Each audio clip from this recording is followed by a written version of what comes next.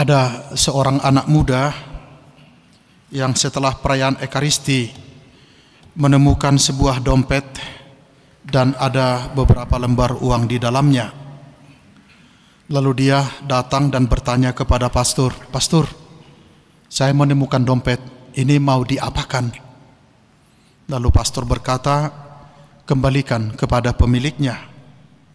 Dia berusaha mencari-cari siapa pemilik dari dompet itu, tapi dia tidak menemukan. Beberapa hari kemudian dia kembali datang kepada pastor dan berkata, "Saya tidak menemukan pemilik dompet ini, mau diapakan, pastor?" Lalu pastor mengatakan, "Bagi 4 saja. 1, berikan kepada kelompok lansia di paroki ini. Yang kedua, berikan kepada kelompok OMK. Dan yang ketiga, berikan kepada PSE, kelompok sosial. Dan bagian terakhir bisa kamu ambil untuk dirimu sendiri." Lalu dia mulai berpikir siapa yang bisa dihubungi dari kelompok-kelompok yang telah disebutkan oleh pastor itu. Pertama-tama lalu dia mengingat bahwa ibunya adalah seorang lansia. Lalu dia berpikir, saya akan mewakili ibuku untuk mengambil 1/4. Lalu dia menyimpannya. Lalu yang kedua dia berpikir tentang OMK. Lalu berkata, "Oh, adikku masih OMK." Lalu dia kembali mengambil yang 1/4. Dia mewakili adiknya memasukkan ke dalam sakunya. Lalu dia ingat lagi kata pastor bahwa yang ketiga harus diberikan kepada kelompok PSE atau yang peduli pada kehidupan sosial. Lalu dia mengingat bahwa kakaknya juga aktif dalam kelompok ini. Lalu dia mewakili kakaknya mengambil yang 1/4. Dan yang terakhir jelas untuk dirimu sendiri.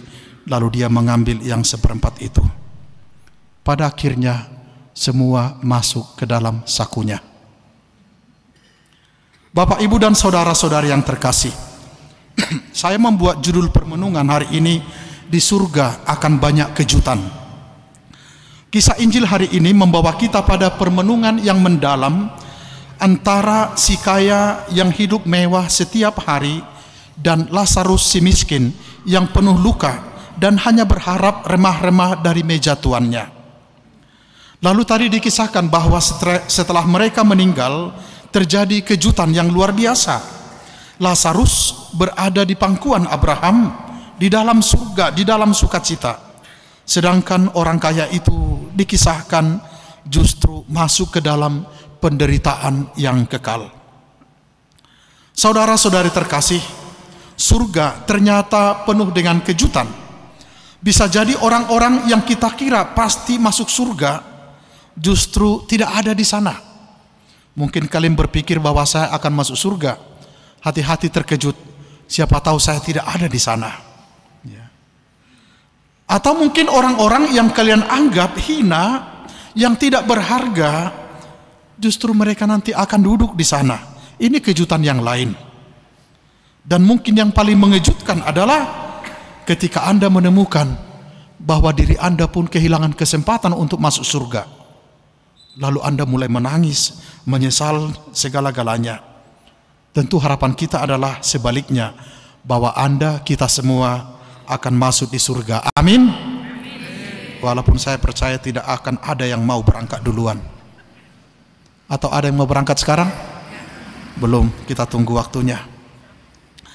Sementara dalam kitab Amos, dalam bacaan pertama, kepada kita diberikan peringatan yang keras. Dikatakan demikian, "Celakalah mereka yang hidup dalam kemewahan, merasa aman di kursi empuk, tetapi tidak peduli pada penderitaan orang lain."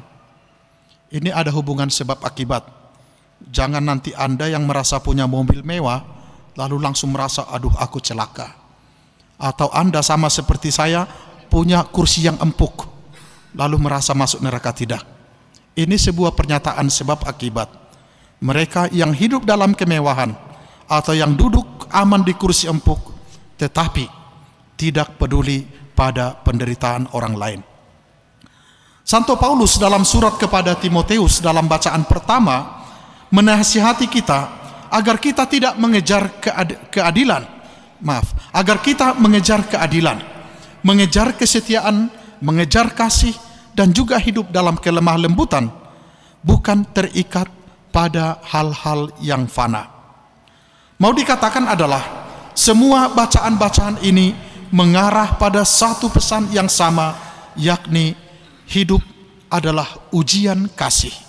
Hidup adalah melakukan kasih Allah.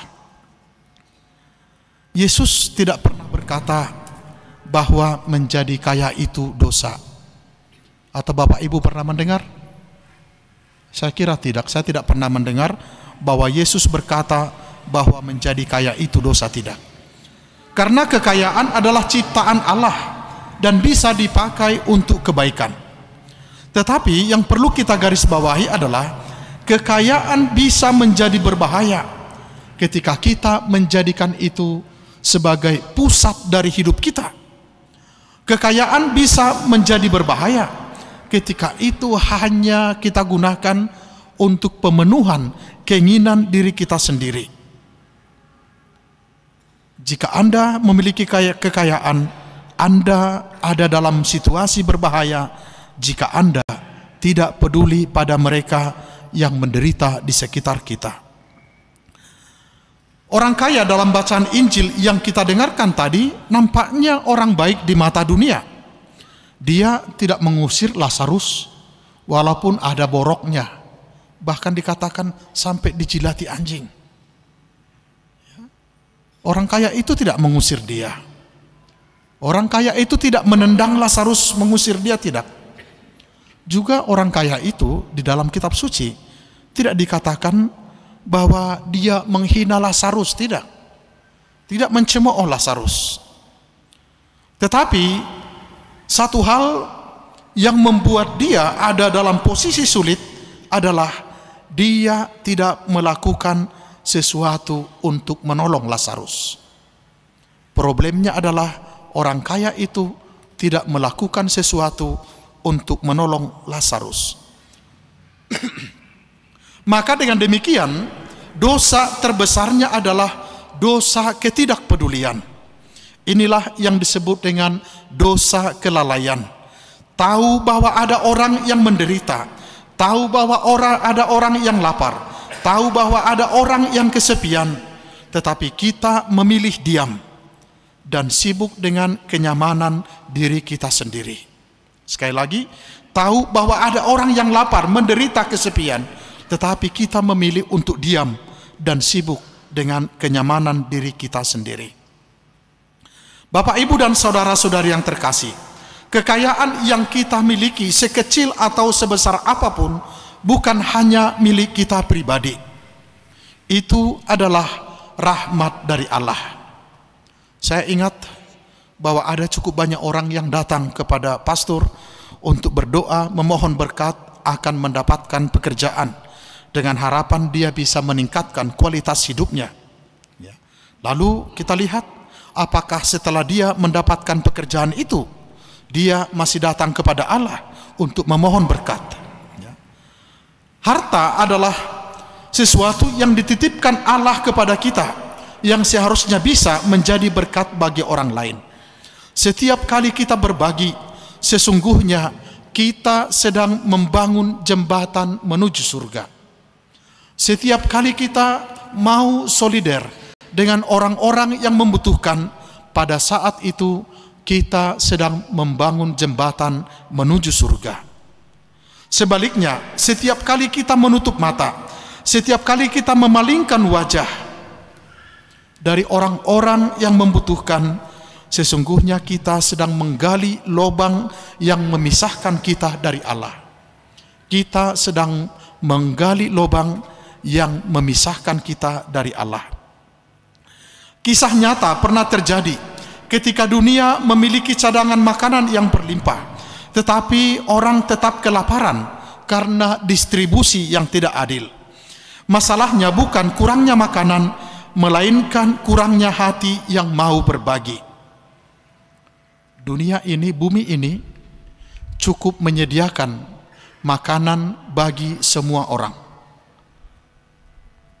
Tetapi bumi ini tidak akan cukup untuk memenuhi kerakusan dari orang-orang yang ada di dalamnya. Hal inilah yang ditegaskan oleh perumpamaan Yesus, bukan soal jumlah harta, melainkan soal kasih kepada sesama.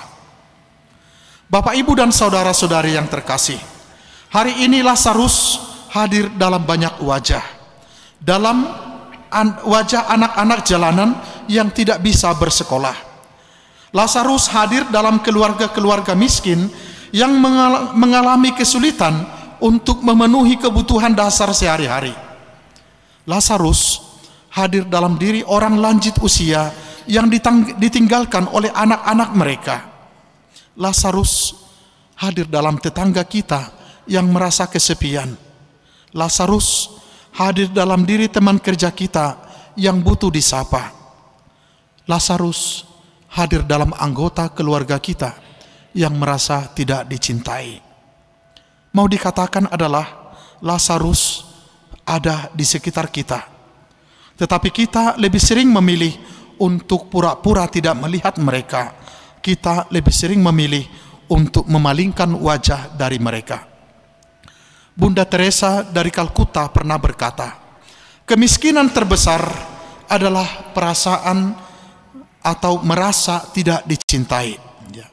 Maka tugas kita bukan sekedar memberi remah-remah, melainkan juga memberikan kasih yang nyata. Ada sebuah godaan yang paling besar bagi kita orang-orang yang berkecimpung dalam pelayanan sosial. Misalnya di paroki ini, di PSE kita punya banyak program.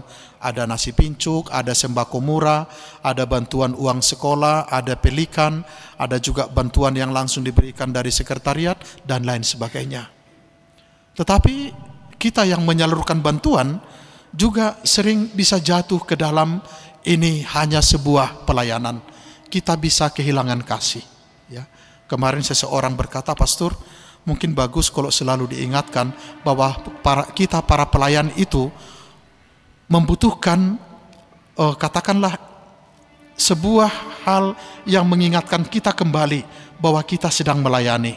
Ini termasuk juga ke para asisten imam misalnya yang sudah biasa membagi komuni, kadang-kadang bisa kehilangan rasa, ya, rasa hormat, rasa iman, respek kepada komuni yang kita bagikan. Ini tantangan bagi kita, termasuk dalam dunia sosial. Ya. Perumpamaan yang kita dengarkan hari ini sesungguhnya bukan hanya sekedar tentang orang kaya dan Lazarus, melainkan tentang diri kita sendiri. Surga atau neraka tidak ditentukan oleh banyaknya harta yang kita punya, tetapi oleh sejauh mana kita peduli pada Lazarus di sekitar kita. Pertanyaannya, apakah kita nanti akan terkejut ketika kita menemukan diri kita sebagai orang yang tidak punya hak atas surga? Atau mungkin Anda akan terkejut juga ketika Anda ada di sana, kok bisa ya? Kejutan-kejutan akan ada di akhir hidup ini. Bapak, Ibu, dan saudara-saudari terkasih, ketika saya mempersiapkan khotbah ini dan juga merenungkan apa yang dikatakan Tuhan, saya teringat akan lagu ini. Saya hanya nyanyikan referennya biar tidak panjang-panjang. Oh Tuhan, pakailah hidupku selagi aku masih kuat.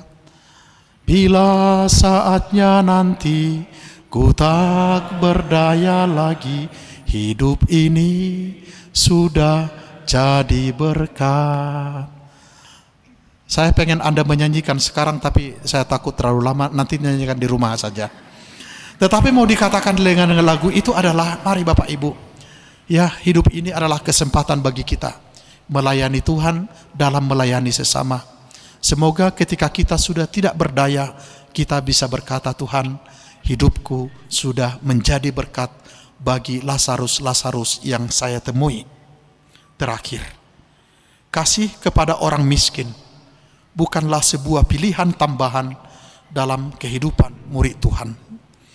Kasih kepada orang miskin bukanlah pilihan tambahan dalam kehidupan seorang murid Tuhan. Kasih kepada orang miskin adalah tolok ukur apakah aku sungguh mencintai Allah. kasih kepada Lazarus adalah tolok ukur apakah aku mencintai Allah. Amin.